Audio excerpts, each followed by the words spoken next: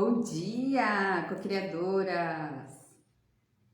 Estamos aqui para mais uma live, terceiro dia, para a gente estudar o livro As 5 Feridas Emocionais da Infância. E hoje nós vamos estudar a parte 2 da ferida da rejeição, onde se apresenta as características do corpo desta forma. E, além disso, na live, a gente vai desprogramar e atualizar. Também ativar a energia da desprogramação neurobiológica, que é uma ferramenta energética para a gente equilibrar a mente com o coração, para a gente desprogramar as crenças limitantes, tudo que está vindo na consciência à medida que a gente vai lendo. Se você se conecta com essa criança que se sente rejeitada, com dores, com aquele momento, algum momento que você lembrou, tá aí reverberando, que você sente, né? Que a tua adulta ainda sente, a tua criança interior ali ferida, a gente vai desprogramar e atualizar também aqui na live. Nem tudo a gente consegue fazer na live, né, gente? Porque é um tratamento coletivo aqui, né?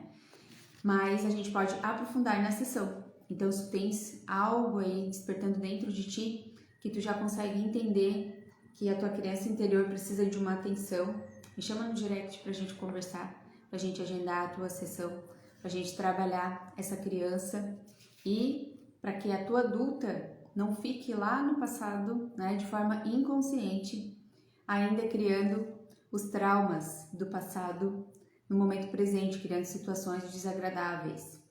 Então ontem a gente estava lendo, já leu a primeira parte da ferida da rejeição e o que a gente entendeu? Que a ferida da rejeição é vivida com o genitor do mesmo sexo. Então hoje a gente vai continuar aqui essa leitura. Então vou repetir o que a gente falou ontem, né? A ferida da rejeição é vivida com o genitor do mesmo sexo. Se você se reconhece na descrição de uma pessoa que se sente rejeitada, isso quer dizer que você viveu essa rejeição com o seu pai, se for homem, ou com sua mãe, se for mulher. Esse pai ou essa mãe, portanto, foi o primeiro a contribuir para despertar sua ferida já existente. Então é normal não aceitá-lo e censurá-lo a ponto de odiá-lo. A gente viu que a ferida da rejeição, ela se manifesta da concepção até 1 aninho de idade. Quando o bebê está lá dentro da barriga ainda, ele deu um exemplo aqui, né? De quando o bebê tá lá dentro da barriga e os pais querem um menino e é uma menina, ou querem uma menina e é um menino. Quando os pais não aceitam essa criança, às vezes, aquela insegurança, aquele medo, e a criança sente tudo isso, né? A criança ouve e a criança vai já absorvendo ali, o espírito que tá ali conectado, aquele corpo já vai ouvindo tudo aquilo que os pais estão conversando, aquele medo, aquela insegurança. Então, quanto mais a gente rejeita né, por exemplo, se a ferida da rejeição, mulher rejeita a sua mãe, não quer ser igual à sua mãe, aí sim que você vai ser. Ao não aceitar aquele de seus pais que tem o mesmo sexo que o seu, também é normal decidir não elegê-lo como modelo. Se você se julga com essa ferida, essa não aceitação explica suas dificuldades em se aceitar e se amar. Presta atenção nisso. De novo, ao não aceitar aquele de seus pais que tem o mesmo sexo que o seu, também é normal decidir não elegê-lo como modelo. Se você se julga com essa ferida, essa não aceitação explica suas dificuldades em se aceitar e se amar. O escapista, que é a máscara da ferida da rejeição, se julga sem valor, uma nulidade, um inútil. É por essa razão que ele vai tentar por todos os meios ser perfeito, para se valorizar a seus olhos e aos dos outros. A palavra nulidade e suas variantes estão bastante presentes em seu vocabulário. Quando ele fala de si ou dos outros, ele é capaz de dizer coisas como: meu chefe me dizia que eu era insignificante, então eu fui embora. Minha mãe é inútil em tudo que se refere a tarefas domésticas. O meu pai sempre foi um zero à esquerda para minha mãe, assim como meu marido é comigo. Não a censuro por ter ido embora. Também utilizamos a palavra nada no mesmo sentido de inutilidade. Por exemplo, sei que não valho nada, que os outros são mais interessantes do que eu. Pouco importa o que eu faça, nunca dá em nada, tenho sempre que recomeçar. Faça o que quiser, isso não me afeta em nada. A gente está falando da ferida da rejeição, tá, gente? Certa vez, um homem escapista contou durante um workshop que se sentia inútil e imprestável diante do pai. Presta atenção nessa história. Ele disse: quando ele fala comigo, eu me sinto derrotado, sinto falta de ar e só penso em escapar. A sua presença é o suficiente para me oprimir. E uma senhora escapista me contou que aos 16 anos de idade, decidiu que sua mãe não significava mais nada para ela. Quando esta lhe disse que ela podia desaparecer ou morrer, pois isso seria muito oportuno. Para escapar, desligou-se por completo da mãe. É interessante observar que é principalmente o genitor do mesmo sexo que incentiva a fuga da criança que se sente rejeitada. Já tive essa fase na minha vida, saí de casa também, lá pelos 20, 21 anos, e é exatamente isso. Exatamente por esse motivo. E aí, claro, né, depois dos 30 anos, com a terapia, com as terapias, é que fui ter clareza mesmo, né, das minhas feridas emocionais, do que eu tinha lá dentro, né, internamente. E a gente tá lendo isso aqui, para quem não acompanhou o primeiro capítulo, né, nem ontem, a gente não culpa os nossos pais aqui, né, a gente tem clareza de que eles também estão seguindo um padrão, estão repetindo um padrão dos ancestrais deles, né, dos nossos avós, dos nossos bisavós, né, eles não têm clareza disso. E eles também têm essas dores, essa rejeição, essa injustiça, essa humilhação, então eles repetem para nós. E aquele espírito que vem nessa família já sabe que vai passar por isso, porque esse é o karma dele, né, como ele coloca aqui, nesse livro, essa palavra é o karma dele para resgatar, tá? Isso não quer dizer, né, gente, que a gente precisa ficar a vida inteira sofrendo, né? A gente não veio para isso. A gente só sofre se a gente não aceita, como ele está dizendo aqui, se a gente não aceita a nossa mãe, o nosso pai, da forma que eles nos criaram, a gente continua sofrendo, repetindo padrões, porque ele mesmo falou aqui, né, que se a gente não aceita a nossa mãe, por exemplo, eu, né, que sou mulher, ou pai, quem é homem, não se ama, né, não consegue se amar, porque tem medo de repetir, de ser igual àquele genitor. É interessante observar, aqui eu já li, peraí. Uma situação muito comum de acontecer é a da criança que diz que quer sair de casa e a quem um dos pais diz: boa ideia, pode ir, assim ficaremos livres de você. Gente, escutei isso várias vezes. Falei isso várias vezes durante a minha adolescência e escutei isso várias vezes também. A criança se sente então ainda mais rejeitada e odeia ainda mais aquele que lhe disse isso. E olha só como pode ser curado. Se não fosse curado isso dentro de mim, né? Talvez não esteja curado 100%, porque a gente sempre, né, tá ali trabalhando, eu não estaria aqui fazendo essa live, porque eu teria medo da rejeição, eu teria medo do que as pessoas que estão entrando aqui vão pensar, de quantas pessoas estarão na live para eu poder fazer essa live, entende? Então eu teria medo sim da rejeição, mas isso pode ser curado. Então eu tô dando o meu exemplo para você entender que se você tem medo, se você deixou de fazer algum projeto, se você deixou de realizar algo na tua vida porque você tem medo do que as pessoas vão pensar, você tem medo de ser rejeitado, de ser aceita, isso é de forma inconsciente, percebe aí se isso acontece na tua vida, né? Dá pra gente desprogramar isso de dentro de você e dá pra gente trazer autoconfiança, autoamor, né? Amor próprio pra dentro de você. De novo, na sessão. Então me chama, né? Me chama pra agendar a tua sessão se tu tá sentindo aí que tu precisa expandir isso, que tu precisa se libertar de algo lá da tua infância, que a tua adulta, teu adulto, né, ainda tá adulta, porque eu atendo, atendimento eu atendo mulheres, tá?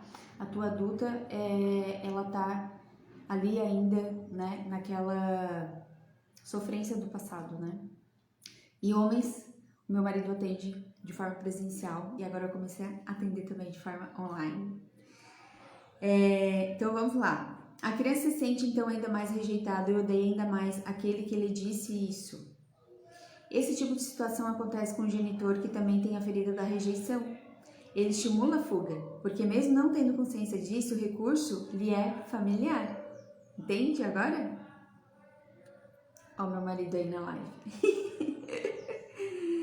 A palavra inexistente também faz parte do vocabulário do escapista. Por exemplo, as perguntas: como vai sua vida sexual? E como são suas relações com fulano? Um escapista responderá inexistente, quando a maioria das pessoas diria simplesmente que não vai bem. Ele utiliza também a palavra sumir. Dirá, por exemplo, meu pai chamava minha mãe de, não posso falar a palavra aqui, né, de vaga. E eu queria sumir, ou eu queria que meus pais sumissem. Quando você presencia, né, quando você era criança e você presenciava cenas de briga e você queria sumir, né? Então, o escapista procura a solidão, pois se recebe muita atenção, teria medo de não saber como agir. Ó, presta atenção, a máscara da rejeição é escapista, ele foge das situações, então presta atenção nisso de novo.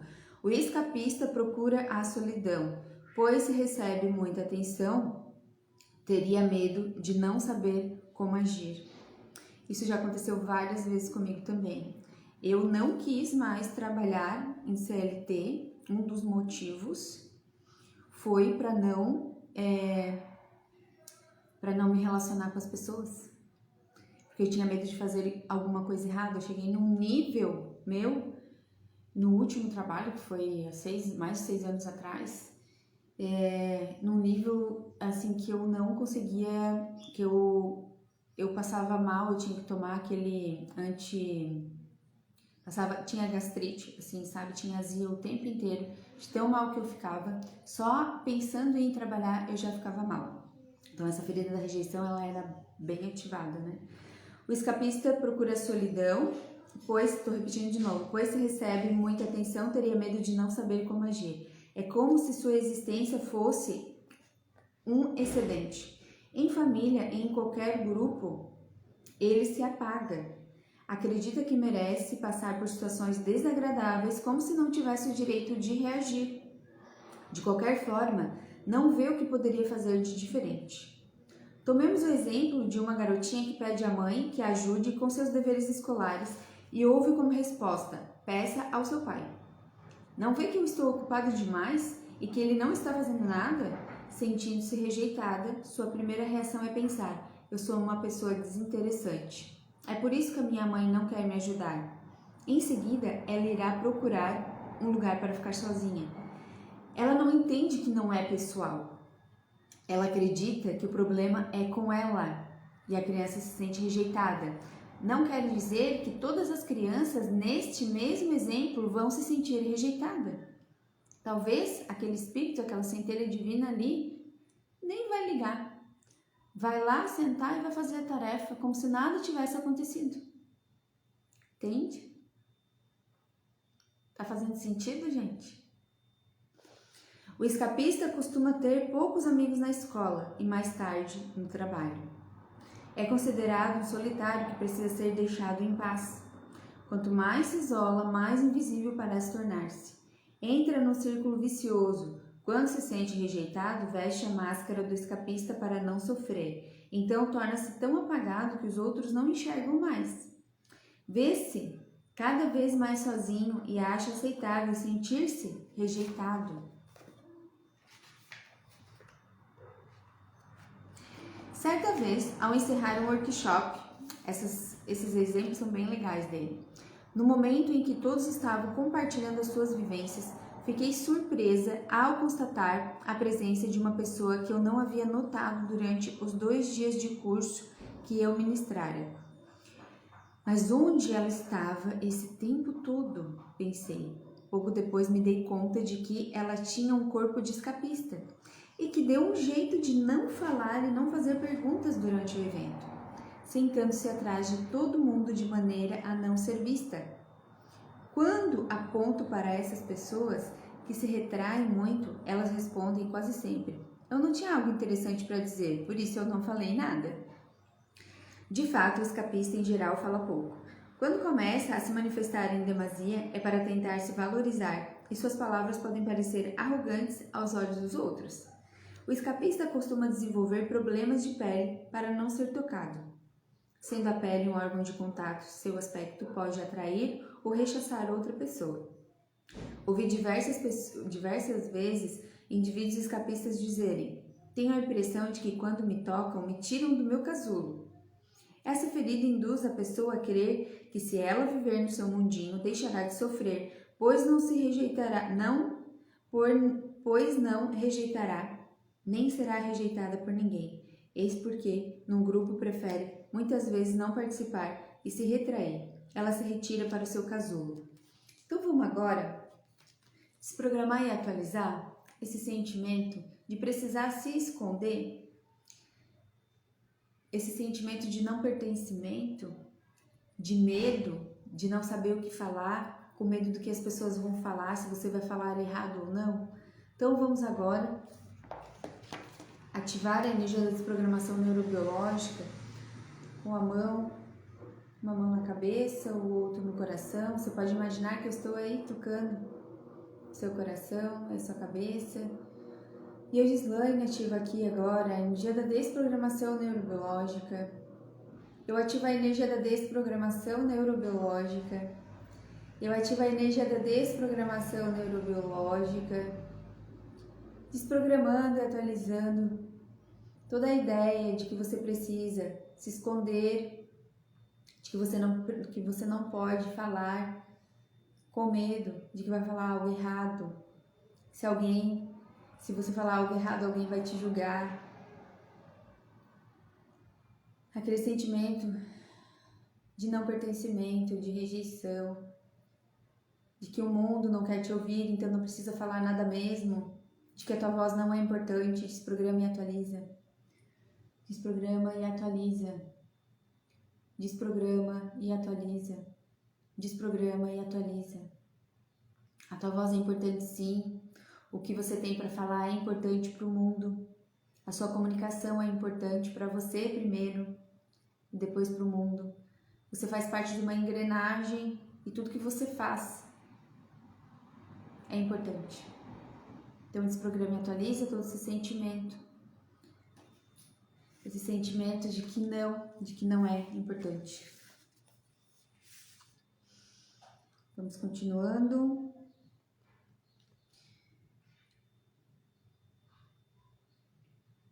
É por isso também que o escapista devaneia com facilidade, embora em geral seja de modo inconsciente. Tanto que ele pode, inclusive, pensar que esse comportamento é normal e que os outros são frequentemente no mundo da lua.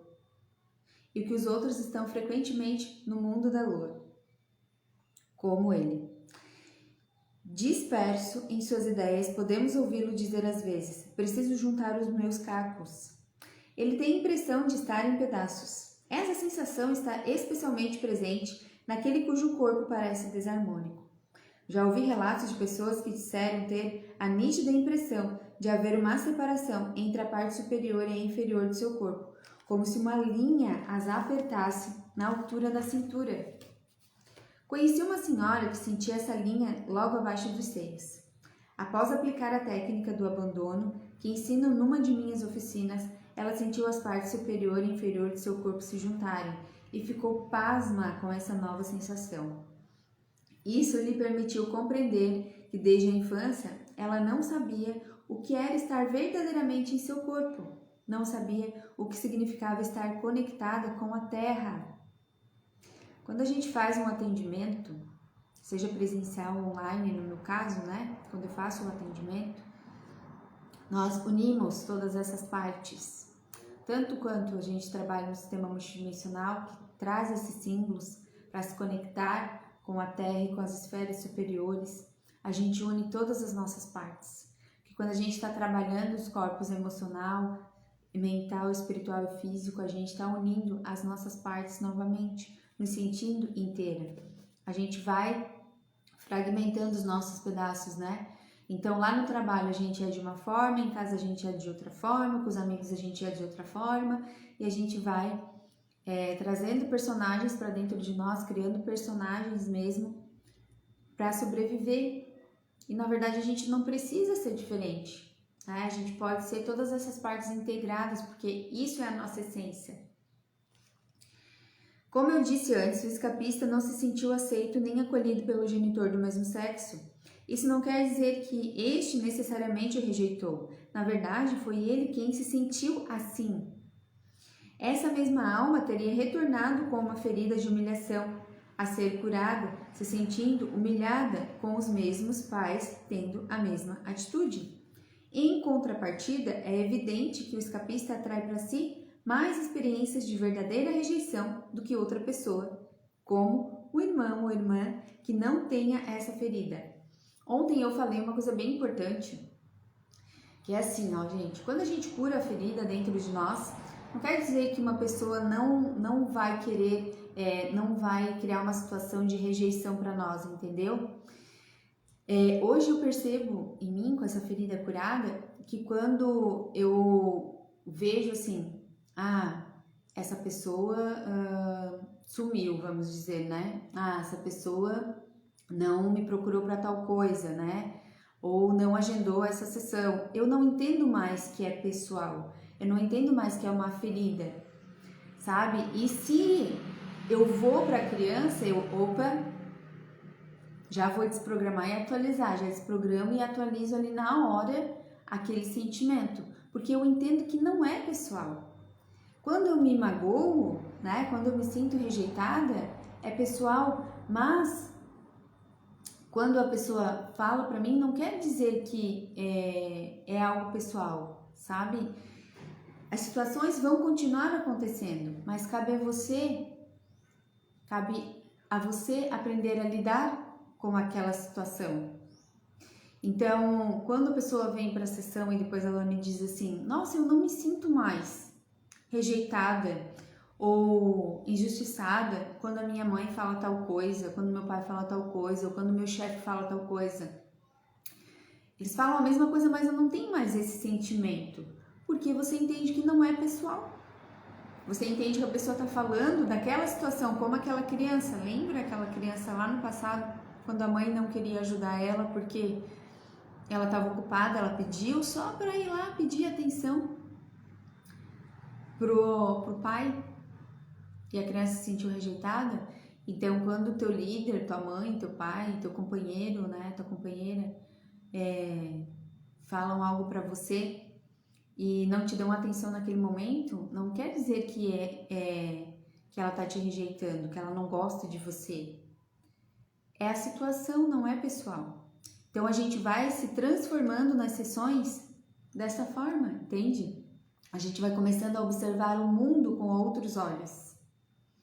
A pessoa que sofre de rejeição procura incessantemente o amor do genitor do mesmo sexo que ela, buscando esse pai ou mãe, seja transferindo sua busca para outras pessoas do mesmo sexo. Julga não ser um indivíduo completo, enquanto não houver conquistado esse amor que tanto procura. Ela é muito sensível a qualquer observação procedente desse genitor e se sente rejeitada com facilidade, exatamente como eu me sentia. Quando eu percebi que eu criava as minhas líderes com a minha mãe, que eu queria atenção, aí sim eu comecei a me curar. Porque eu saía de emprego quando eu recebia feedback negativo. Porque eu não aguentava a rejeição, o sentimento de rejeição. Eu achava que eu não servia mais para aquele lugar. Nossa, quantas líderes eu fiz fiz como se fosse a minha mãe. Mas eu entendo hoje, em algum momento, lá dentro da barriga, ou até um aninho, eu registrei algo. Isso é culpa da minha mãe? Óbvio que não. O meu espírito veio para curar isso, para curar esse sentimento de rejeição. O sofrimento é tão intenso que para lidar com ele, ela cultiva o rancor ou até o ódio, exatamente assim. Lembre-se de que odiar exige muito amor. É um grande amor decepcionado que se transforma em ódio. Nossa, quantas vezes me decepcionei com pessoas, que são personagens, que eram os personagens da minha vida para me mostrar que eu deveria curar isso. Senão não conseguiria seguir em frente na minha profissão, não conseguiria seguir em frente na minha vida com leveza. Porque estou projetando sempre na outra pessoa uma expectativa de que ela me dê atenção. A ferida da rejeição é tão profunda que o escapista é, entre os 5 caracteres, o mais inclinado ao ódio. Eu falei ontem que eu tenho um vinco aqui, que o filtro, ele não... Ó, quando eu faço assim, ele tá marcado assim, desse jeito, sem filtro, tá? Por causa do quê? Desse ódio, dessa raiva que eu tinha pelo mundo, que eu não sabia de onde que vinha. Agora já estou consciente, curando. Onde que eu estava aqui?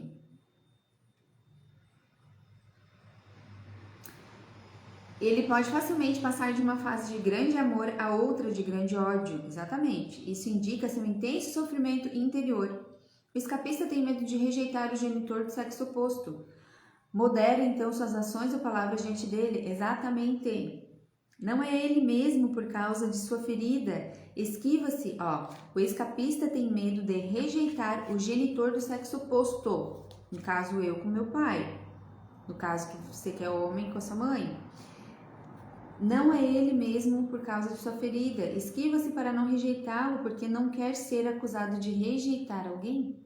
Não quer ser igual àquele genitor do mesmo sexo. Entende? E ele acaba sendo igual, né? No entanto, com o genitor do mesmo sexo, ele quer que seja este a se esquivar. No entanto, com o genitor do mesmo sexo, ele quer que seja este a se esquivar para evitar a rejeição.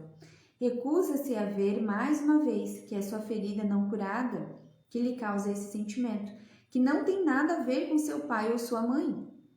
Se o escapista vive uma experiência de rejeição com o genitor ou com outra pessoa do sexo oposto ao seu, ele acusa a si mesmo por essa situação e se rejeita dizendo que é culpa sua se o outro o rejeitou. Se o escapista vive uma experiência de rejeição com o genitor ou com outra pessoa do sexo oposto ao seu, ele acusa a si mesmo por essa situação e se rejeita dizendo que é culpa sua se o outro o rejeitou. Vivi muito tempo isso no meu casamento. Por quê? Tendo a ferida da rejeição, eu não quero rejeitar quem? O sexo oposto. E aí eu me culpo. E aí quando aconteciam as situações, ao invés de colocar o meu ponto de vista como uma adulta, eu sofria. Eu tinha medo de rejeitar o outro e não colocava o meu ponto de vista. Vivi muito isso dentro do meu relacionamento. Então, no casamento, a gente vai criando essas situações, aí são 2 crianças feridas, que não entendem as suas emoções internas. Então, se tu tá passando por isso aí no teu casamento, vamos desprogramar e atualizar esse medo de colocar o teu ponto de vista para não magoar o teu companheiro. Porque sim, você tem todo o direito de colocar o teu ponto de vista, sem medo de magoar o teu companheiro. Teu ponto de vista com amor, né? Então vamos desprogramar e atualizar. Desprograma e atualiza esse medo de colocar teu ponto de vista. Desprograma e atualiza esse medo de colocar limites, que tem que ser do jeito dele, na hora que ele quer. Desprograma e atualiza. Desprograma e atualiza. Desprograma e atualiza. E se é um homem que está me assistindo, desprograma e atualiza. Sua companheira também, você também tem direito de colocar seu ponto de vista. Se você se vê com a ferida da rejeição, é muito importante aceitar que mesmo que seu pai ou sua mãe o rejeite efetivamente, você atrai para si esse tipo de genitor e situação porque sua ferida não está curada. Foi o que eu falei dos meus exemplos. Se continuar a acreditar que tudo lhe acontece é culpa dos outros, sua ferida não irá sarar.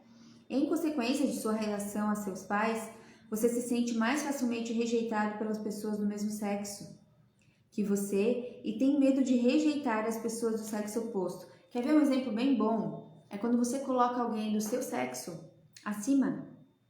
Coloca uma amiga acima de você, sua chefe acima de você. É quando você se sente menor que essa pessoa. Por muito tempo eu coloquei as pessoas abaixo, acima de mim, né? Também não abaixo, né? A gente também não pode colocar abaixo. Acima de mim, mas estamos falando aqui da ferida da rejeição. Eu precisei me afastar de amigas para entender que a escolha deveria ser a partir de mim e não do ponto de vista daquela minha amiga. Fazia sentido para aquelas minhas amigas e não para mim. E aí sabe o que aconteceu?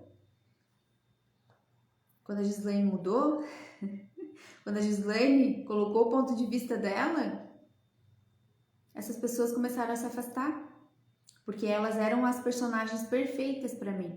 Para me mostrar aonde que eu tô errando. O que tu tem que fazer. Do jeito que tu tem que ser. Como tu tem que ser. Porque esse é um ponto de vista da pessoa. Daí quando tu coloca o teu ponto de vista, mesmo sendo tua amiga, teu amigo, e a pessoa se magoa, tá nela e não mais em você. Não é mesmo?